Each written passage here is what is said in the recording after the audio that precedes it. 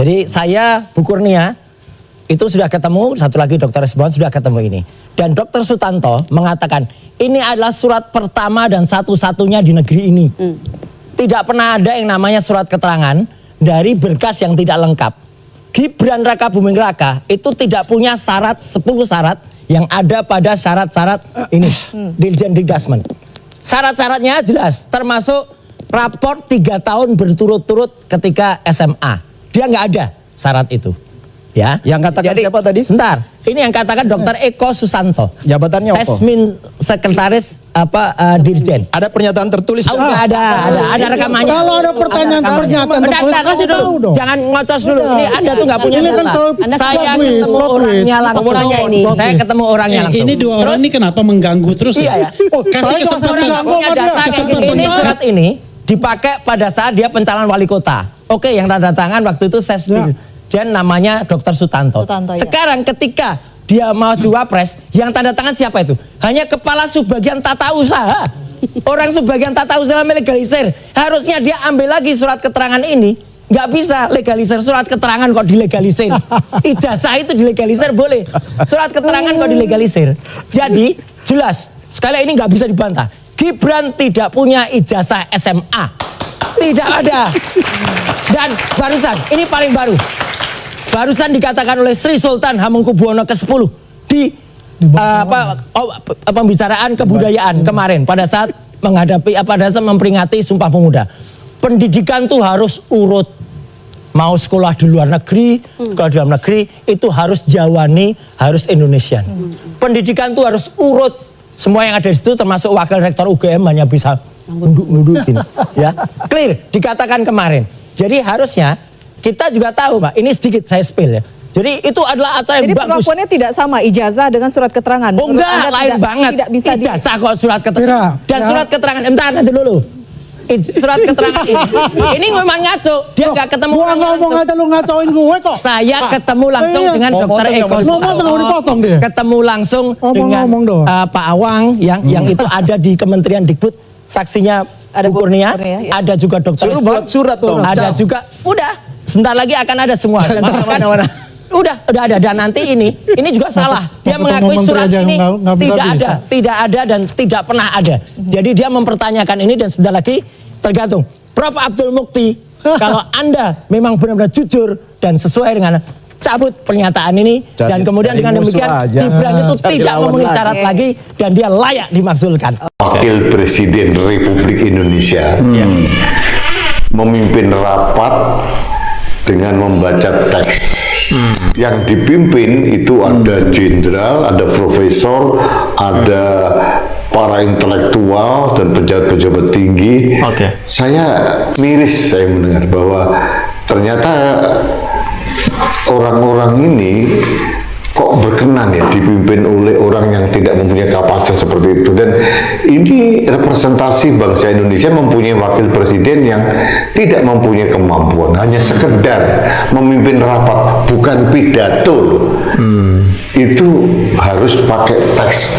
Artinya dengan jelas kita bisa melihat kapasitas dan kapabilitas yang bersangkutan memang benar apa yang kita duga selama ini, tidak mempunyai kemampuan.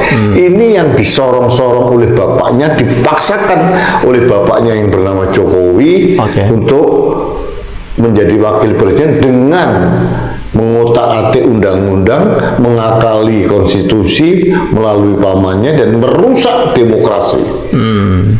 Tahun 2029 kelihatannya anak yang tidak punya kapasitas ini akan didorong menjadi pemimpin Indonesia. Bagaimana kita bisa mengharapkan ada generasi emas? Ini bukan masalah umur anak muda menjadi pemimpin, bukan itu.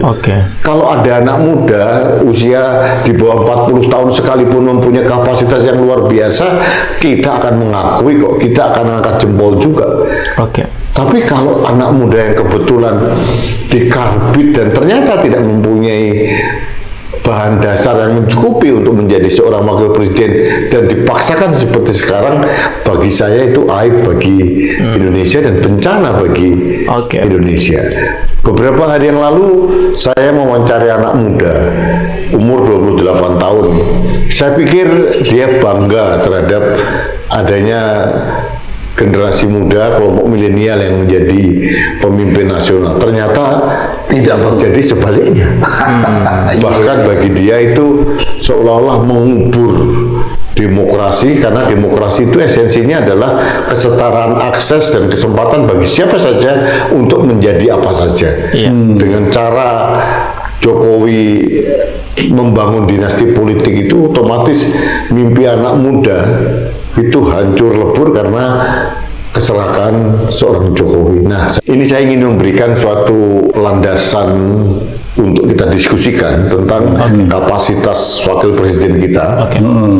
Kemudian tentang bagaimana orang seperti ini dipaksakan dikarbit gitu ya, sehingga ya hasilnya kalau mangga mentah sama sekali dikarbit, apalagi bahannya nggak bagus ya malah busuk kira-kira. Iya, malah busuk. Terus bagaimana kita harus menyikapi kondisi seperti ini kan? Ini aspirasi kemajuan, maksudnya ya, maksudnya aspirasi kemajuan untuk menunjukkan bahwa bangsa kita ini umur muda sudah bisa memimpin.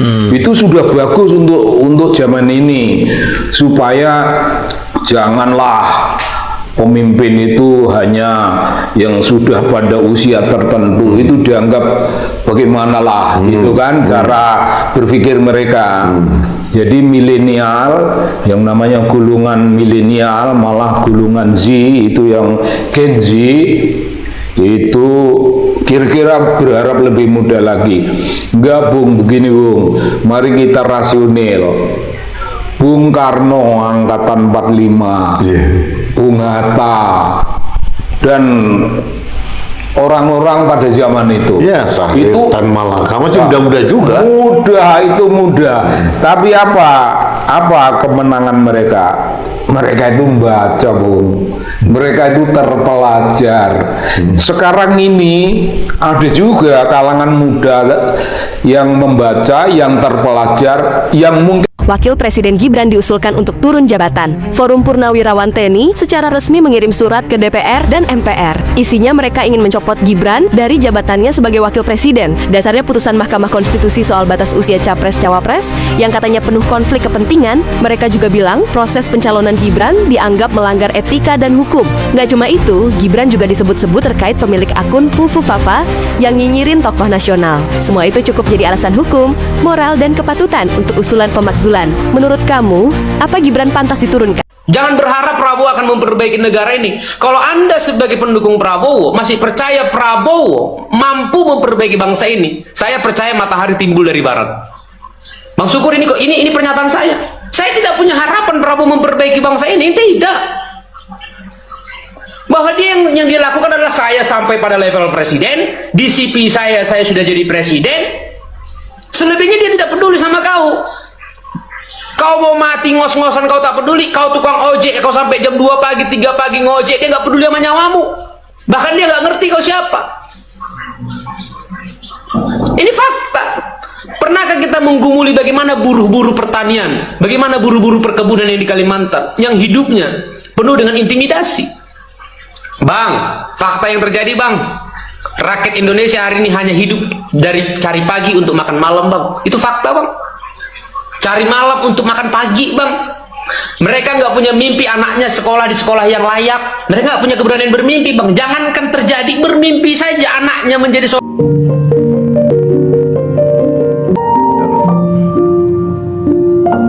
Wakil Presiden Indonesia itu nggak ada harga dirinya sama sekali ya. Jadi Pak Prabowo itu baru saja menggelarkan sidang. Tapi duduk Wakil Presiden Indonesia, duduk bersama menteri-menteri Pak Prabowo, yang seharusnya sebagai Wakil Presiden Indonesia dan sebagai pemimpin kedua Indonesia ini, harusnya itu duduk bersampingan sama presiden. Tapi kali ini duduknya itu sama menteri-menteri, dan Pak Prabowo itu duduk sendiri di depan itu. Ini Pak Prabowo ini tidak menghargai Mas Gibran sebagai wakil presiden Indonesia. Dan aku menganggap Mas Gibran duduk bersama menteri-menteri itu tidak selevel dengan Mas Gibran. Karena yang paling tinggi di situ adalah Mas Gibran. Dia itu salah satu pemimpin Indonesia juga gitu loh. Harusnya Pak Prabowo itu menghargai Mas Gibran sebagai wakil presiden Indonesia. Harusnya kan duduk di depan bersama-sama. Jangan duduk sama menteri-menterinya. Jadi masyarakat sekarang itu menilai, aduh Pak Prabowo ini tidak menghargai Mas Gibran sebagai wakil presiden Indonesia gitu. Tapi ya mau gimana lagi, ini keputusan pemerintah. Masyarakat menilai seperti yang aku katakan tadi gitu loh. Mungkin di video sebelumnya aku pernah menyatakan Mas Gibran itu hanya boneka-bonekanya Jokowi gitu kan di pemerintahnya Pak Prabowo ini. Itu makanya aku menganggap Mas Gibran itu memang seperti menteri-menteri Pak Prabowo 11-12 sama menteri-menteri Pak Prabowo, bukan sebagai wakil presiden Indonesia. Gimana tanggapan kalian guys? Di seluruh pemirsa setia kabar politik viral, tempat di mana kita membedah realitas fakta hukum serta dinamika politik kebangsaan secara tajam, objektif, dan berlandaskan akal sehat. Dalam ranah demokrasi yang sehat, prinsip keterbukaan, akuntabilitas, dan integritas seorang pejabat publik adalah fondasi utama yang tidak bisa ditawar. Publik berhak mendapatkan kepastian serta transparansi atas setiap isu strategis yang menyangkut kepemimpinan nasional. Belakangan ini, panggung politik Indonesia kembali diwarnai oleh dialektika yang sangat menyita perhatian publik. Di satu sisi muncul desakan dan pernyataan sikap politik dari sejumlah elemen masyarakat, termasuk para purnawirawan TNI, terkait dengan dinamika ketatanegaraan serta usulan pergantian kepemimpinan di tingkat wakil presiden. Di sisi lain, proses hukum terkait gugatan keabsahan dokumen dan riwayat pendidikan di lembaga peradilan juga terus berjalan dan menarik sorotan luas. Isu-isu ini bukan sekedar polemik di media sosial, melainkan bagian dari wacana hukum dan politik yang membutuhkan kecermatan bersama dalam menyikapi secara bijak. Secara prinsipil, perbedaan pandangan, kritik maupun tuntutan terhadap jalannya pemerintahan adalah yang wajar dalam sistem demokrasi. Keterlibatan masyarakat, tokoh bangsa hingga para pakar dalam mengawal isu-isu konstitusional menunjukkan betapa tingginya kepedulian publik terhadap marwah kepemimpinan nasional. Namun demikian, seluruh proses dan aspirasi tersebut tentunya harus diuji melalui mekanisme konstitusi dan koridor hukum yang berlaku. Kepastian hukum, keterbukaan informasi, serta transparansi di hadapan majelis hakim dan publik adalah kunci utama untuk meredam spekulasi serta menjaga stabilitas berbangsa. Sebagai warga negara yang bijak, kita tentu mengharapkan lembaga-lembaga terkait, baik DPR, MPR maupun institusi peradilan, dapat menjalankan fungsi dan wewenangnya secara independen, adil, serta berorientasi pada kebenaran. Transparansi mutlak adalah jawaban terbaik untuk memberikan kepastian hukum dan menyelesaikan berbagai teka-teki yang berkembang di tengah masyarakat. Bagaimana pendapat dan analisis teman-teman sekalian di channel Kabar Politik Viral mengenai dinamika politik dan proses hukum yang sedang berlangsung saat ini? Apakah mekanisme hukum yang ada akan segera memberikan penjelasan yang menderang bagi seluruh rakyat Indonesia? Silakan tuliskan pendapat, pemikiran, dan analisis cerdas Anda di kolom komentar di bawah. Mari kita bangun diskusi diskusi yang sehat, kritis, argumentatif, dan tetap menjunjung tinggi kesantunan. Jika Anda menilai konten ini bermanfaat untuk memperluas wawasan kebangsaan, jangan lupa untuk menekan tombol like, membagikan atau share video ini, serta menekan tombol subscribe dan nyalakan lonceng notifikasi agar tidak ketinggalan pembaruan informasi politik terdepan. Kita membacakan pendapat-pendapat atau komentar-komentar teman-teman kita netizen yang tak kalah menarik tentang cuplikan video ini. Teman kita Ruki Rukiah memberikan komentar, kekuasaan tertinggi di NKRI ada di tangan rakyat setelah kedudukan hukum pasal 1 ayat 2 UUD 45. Rakyat berkuasa memilih menolak presiden wakil presiden yang tidak memenuhi syarat atau ternyata juga tidak cakap dan jujur.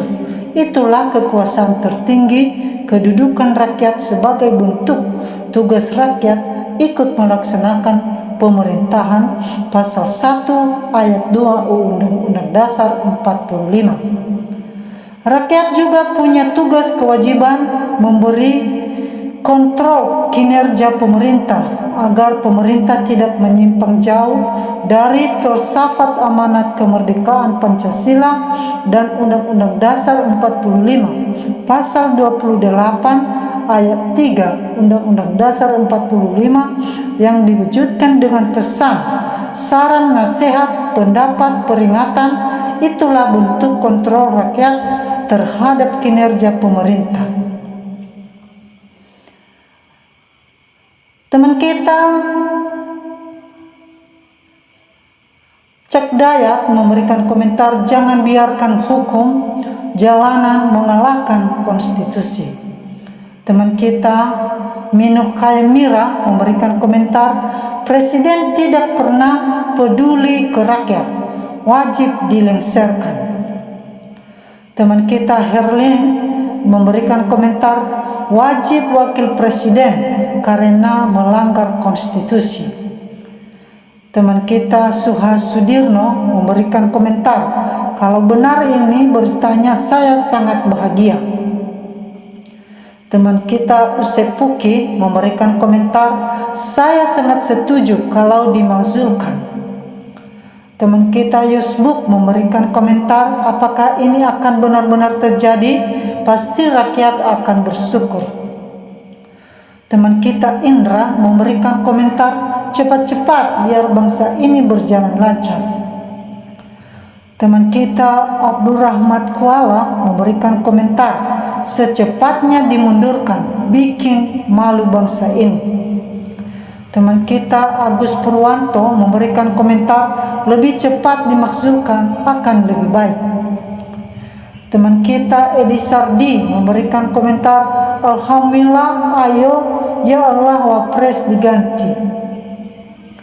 Teman kita Rosiana memberikan komentar, alhamdulillah, masukkan Gibran, Allah bersama kita.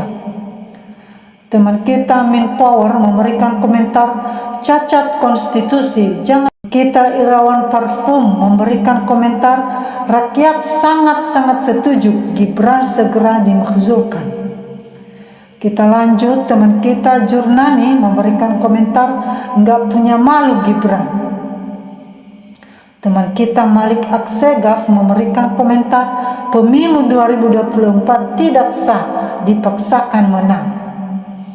Teman kita Drayu Warkil memberikan komentar, lebih cepat dicopot lebih baik, demi Indonesia aman, damai, dan makmur.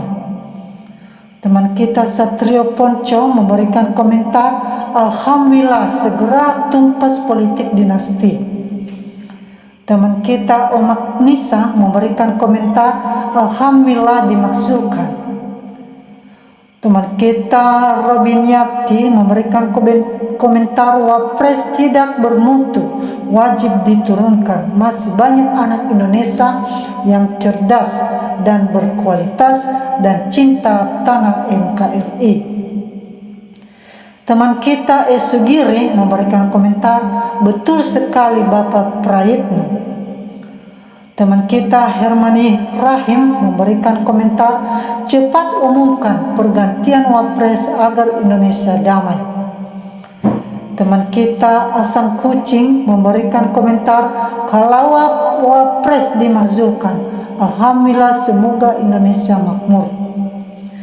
Teman kita Akhzuwaid memberikan komentar, segerakan pemakzulan demi kebaikan Ibu Pertiwi tercinta. Teman kita Dalex memberikan komentar, lebih cepat lebih baik makzulkan.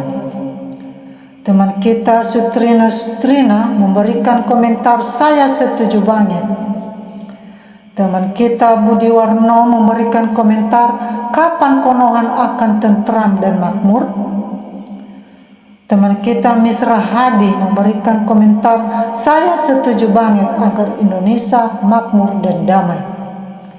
Teman kita Sutria memberikan komentar, secepatnya diganti biar ada peningkatan hasil kinerja untuk negara.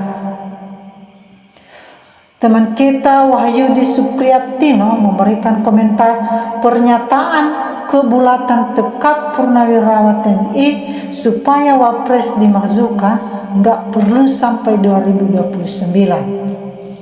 Teman kita Detye Kurniawati memberikan komentar, alhamdulillah andai ini benar, bersyukur sama Allah sekalian dengan presidennya juga.